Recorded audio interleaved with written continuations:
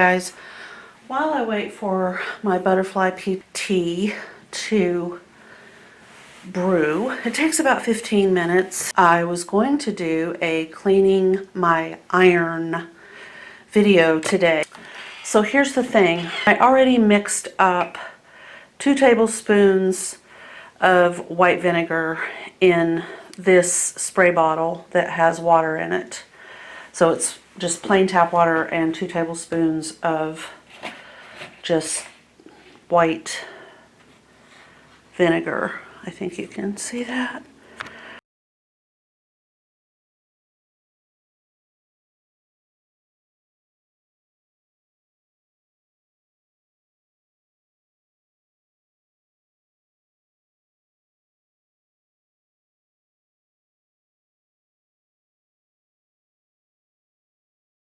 Okay, now I'm going to flip this over and I'm going to turn my Oliso off right there on that off switch.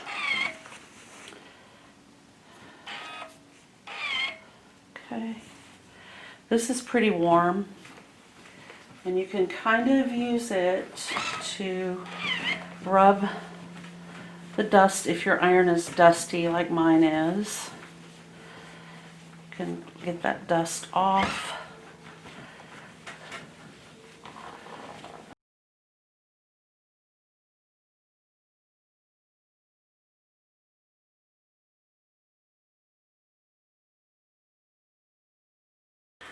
I'm going to investigate my Butterfly Pea Flower tea. So I've put 3 flowers in the tea, which I can remove. Now you can also use a tea strainer if your butterfly flowers are broken up, but mine were whole. And it's so pretty. I just love it. You can use it to make smoothies, just all sorts of things. This glass is really hot, so I'm going to be careful with this ice, I hope. I hope it doesn't crack my glass.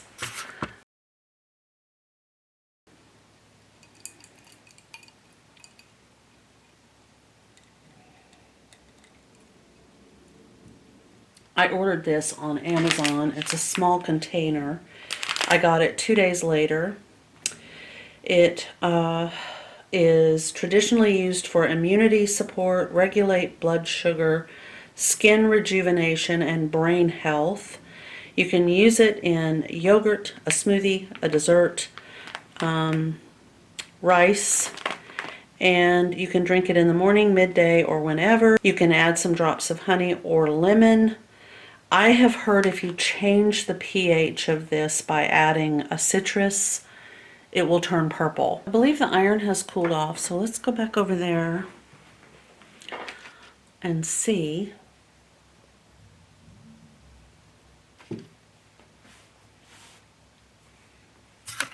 So what I did when I came over is I spritzed the bottom, the sides, all around with the vinegar water solution. And I wiped off every single surface that I could reach with this, foot popped out. And you can hold it up here if you need to steady it. You can hold it up here, because if I touch in here, then this will go back in. So I need that to stay popped out. Now that it's turned on, it's going to steam a lot. Excellent. All right.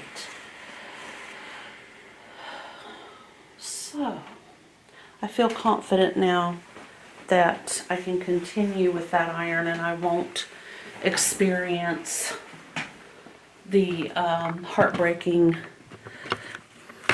incidents that I had been, to be honest. You know, when you work really hard on something and you go to iron it and your iron spits that rust-colored ick onto your fabric, then what are you going to do? I'm going to have several embroidery projects going at once due to the fact that we have Christmas coming, and I have a lot of projects to work on.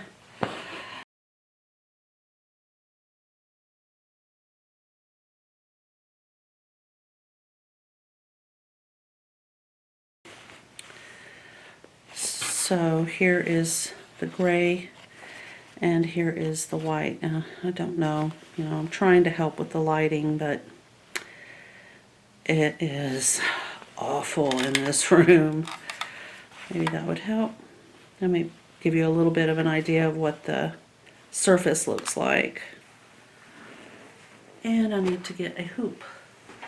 I have to say that since the decluttering, it's so nice to just get up, walk over, get what I need, and no problems. Instead of having to dig around for a half an hour or more. Okay.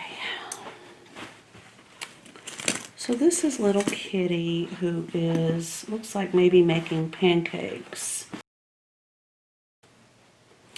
One of the things that I noticed when I was growing up was that a lot of this type of stitching was done in one color.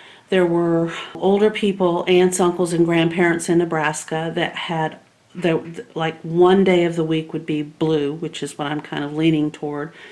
And then the next day of the week would be pink, and the next day of the week would be red. So that really all you had to do to get the correct day of the week was look for the color instead of reading the word. And then the North Carolina families were of that thinking. I'm going to choose a pretty blue. I'll go blue shopping here.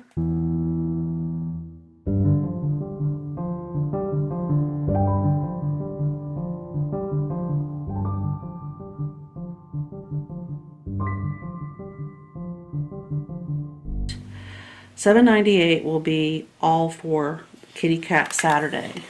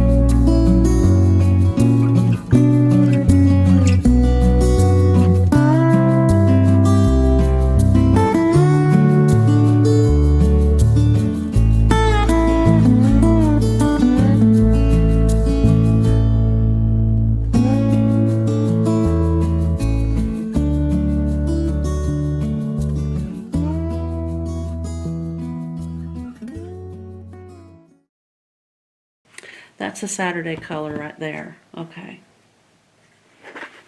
All right.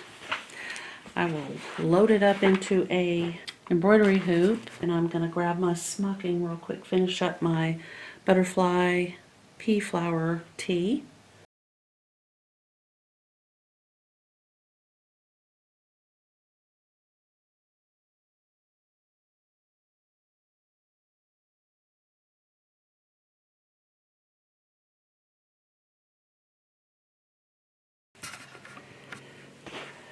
The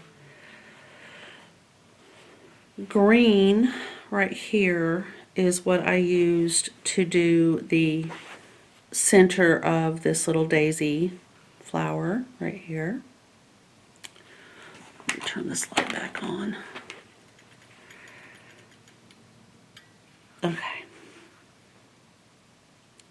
There's the daisy with the little tiny green center. And then I had 4 French knots to embellish. I'm just going to kind of skip across, and I don't know if I will do, I might do every single solitary heart, but I also want to do either something up here or something here, here, here, here, here, here, here, all the way across, or down here. I don't know yet. I do know that I will have to do a bottom row of cables or a stem stitch like I did here that will be in the fabric. As we've said before, just grab a piece of something that I can show you what I'm talking about. This, okay? So if I were to insert this into a garment, I would have the bottom row would be completely covered like this, as would the top row, like this. There we go. Again, let me try to get you where you can see what I'm looking at without me having to move it.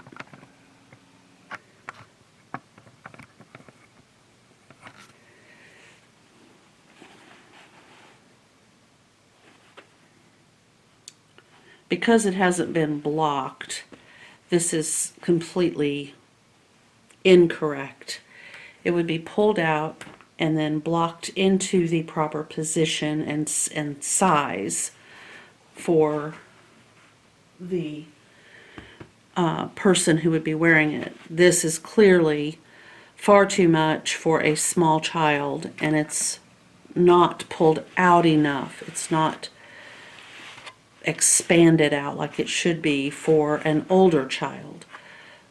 So it's just in its stage where it's being created, which is why it's all bunched up.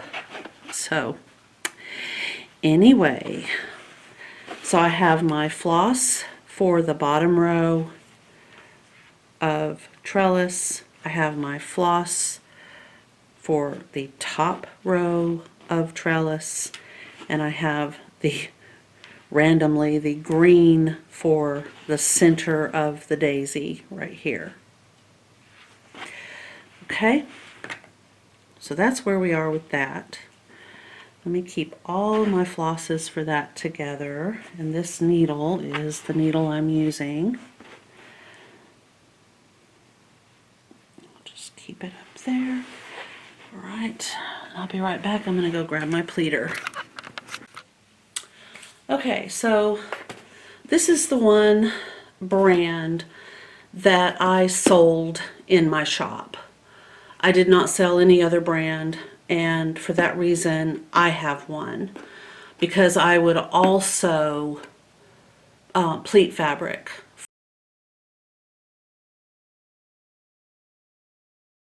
for customers who didn't have a pleater, didn't want to invest in a pleater, and just needed every now and then something to be pleated.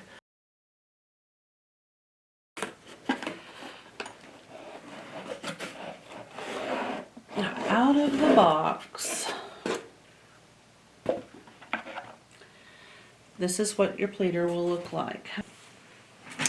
This is the little velveteen corduroy covered dowel that comes with most pleaters, or if you don't have one, you can easily just get a dowel and wrap it and glue it. There's probably the little grabby thing that helps me turn the camera tripod thing just came off. I know that made perfect sense. Oh, sorry. Anyway, you roll your fabric on this, and this fabric helps the fabric that you're rolling stay. So that's important, and you do have to have one.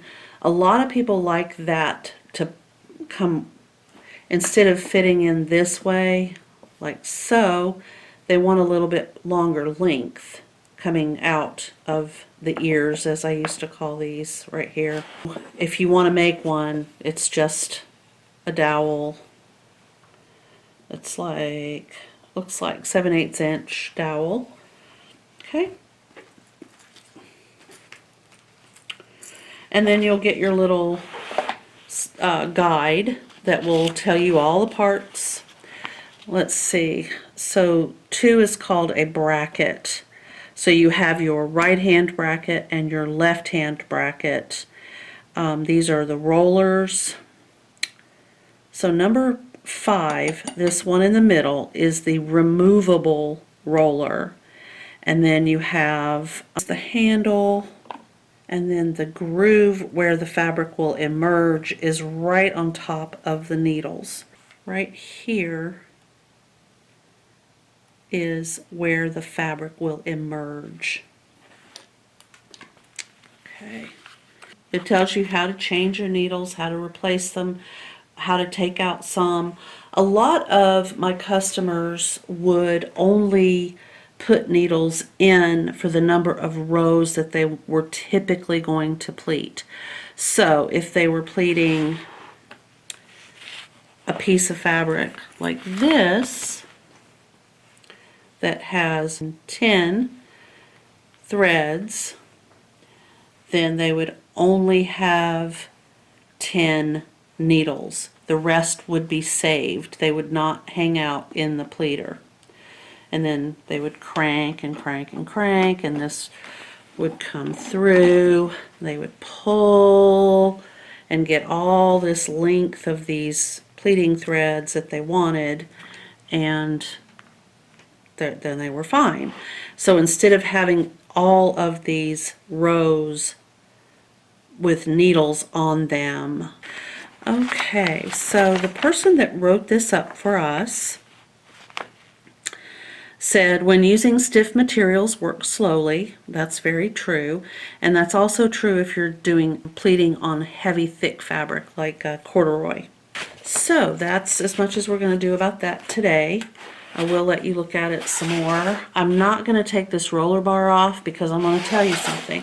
If you take these screws out and you remove this bar right here, all these needles are going to fall out.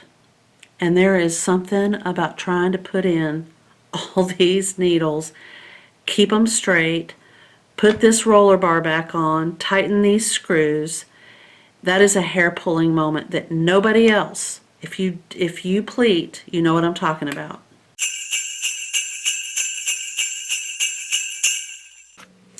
All right, so that is the little purse right there. And I did, oh, I see it's got some threads from my purse on there. So it is adorable. I loved it. It comes completely unassembled, and you do this embroidery right here. You attach this little handle piece. I don't know if you can see the blue. They provide you with that blue thread. They provide you with this, and they provide you with the lining. And in there is a type of batting that they also provide you with. The only thing they did not provide me with were the beads. I put the beads on myself. I had some little blue and white glass beads. Mill Hill, no affiliation, non-sponsored. I just happen to have those beads. And again, I'm just going to do the blanket thing. I'm not sponsored by anybody. I am not affiliated with anyone. I'm just simply talking about products that I personally like, that I use, and that's it. And that's what that was. But I have to tell you, I mean, you do, for this particular kit, you have to sew this little guy together. They give you everything to make it just like this.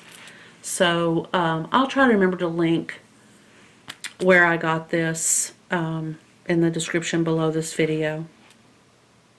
So if you're interested, because honestly, this would be a great Christmas present for somebody who loves to do these kinds of crafts, and it wasn't that expensive. I think it took me 2 days to put this together, and it was so much fun.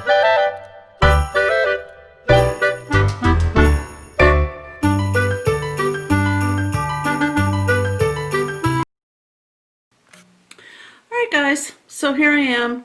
It is December 8th. I've been trying to edit that video that you just watched for about 2 days now. I've been having some system problems. It's December, so there's always going to be interruptions.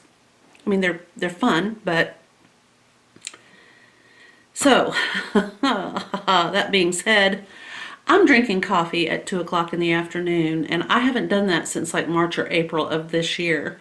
I used to go hang out with friends, and our dogs would play, and I literally would drink coffee almost all blinking day. And so this for me right here is a first since early spring. It feels funny, but I don't care. It's a gray, foggy day. It's cold, it's wet, it's really foggy. It's perfect for coffee. So I have 2 packages here that I want to open. I was going to do a project using wool and woven fibers, this muslin and this little piece that I've attached yesterday, and I just my brain just was not going to let me do it. So I've set that aside. I thought it would be kind of a good diversion because I've been so wrapped up in all of my embroidery projects, the smocking project. I'm like, the water is rising on these embroidery projects. So as much as I'm enjoying it, I do feel a sense of urgency to get them done. But I have got to sew. I literally have this overwhelming need. Therefore, something different will be coming tomorrow. Let's get this going.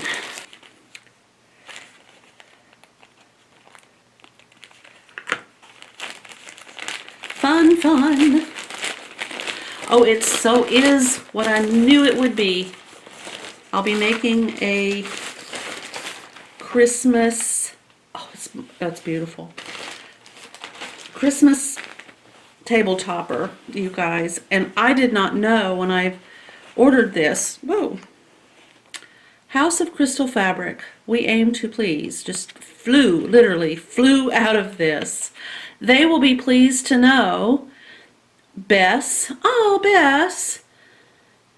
Oh my goodness, you live in Durham, North Carolina. I will definitely share this. There you go. Huh, pretty cool. And you know, I save my business cards that I get. I love them. But I did not know that this fabric, first of all, was going to feel scrumptious. It's so soft. And I didn't realize that it had gold embellishment. I don't know if it's gonna sparkle, but it is very pretty. What attracted me to this fabric were the birds. It has chickadees, which I love to paint. I love to feed them in the garden. Cardinals, of course, I always think of my mom when I see one. And I thought there was another bird, but I think it's just another version of a cardinal and another version of a chickadee. The fabric is Holiday Flare by Art Loft for Studio E Fabrics. And it is 100% cotton print fabric. So there you go. And also the color, I mean, look at this beautiful pink flower. I think it's supposed to be a lily. I don't, yeah, this is a poinsettia or poinsettia, however you choose to say that word. And then we have the beautiful coral berries. Oh, they're amaryllis. They're amaryllis, you silly goof. Okay, so we have holly, we have coral berry, we have pine. There's an amazing amount of beautiful detail, and I probably will make it longer than wider for my dining room table, which is a big, huge oblong.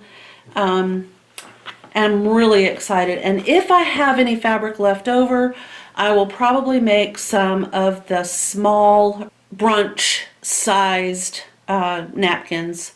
But anyway, so there you go. I ordered this on Amazon. Apparently it comes from Durham, North Carolina, House of Crystal Fabric. Her name is Bess Line.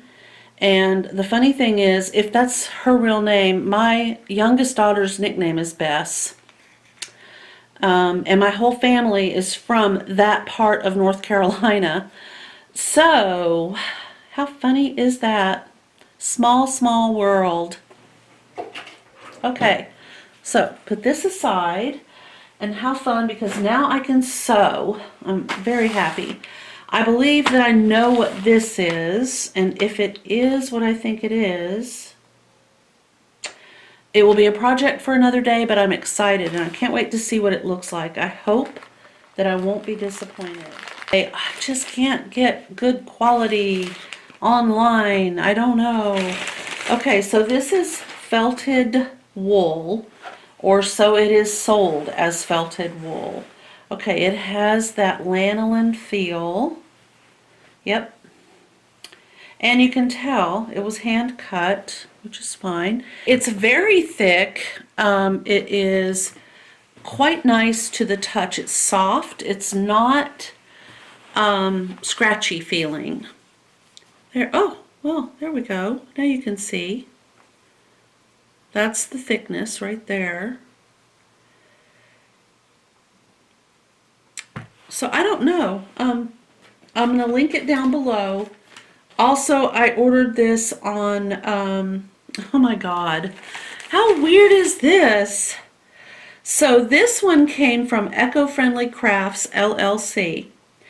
And this is in, okay, if my sister's watching, she'll know.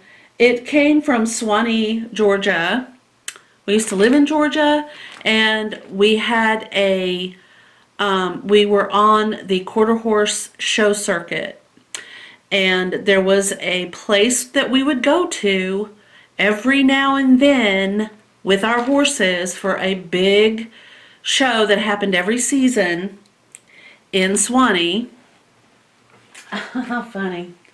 So there you go. I've gotten something from North Carolina and something from Georgia. Wow. That is pretty cool. Kind of made my day, actually. So, anyway, thank you guys for watching. I do hope that you're having a wonderful, wonderful Tuesday, December 8th of 2020, wherever you are. Please hit the thumbs up if you liked this video. And if you haven't subscribed, please consider doing so. It really does help. I appreciate it so much. It means the world to me. And I will see you in the next video. Thanks. Bye.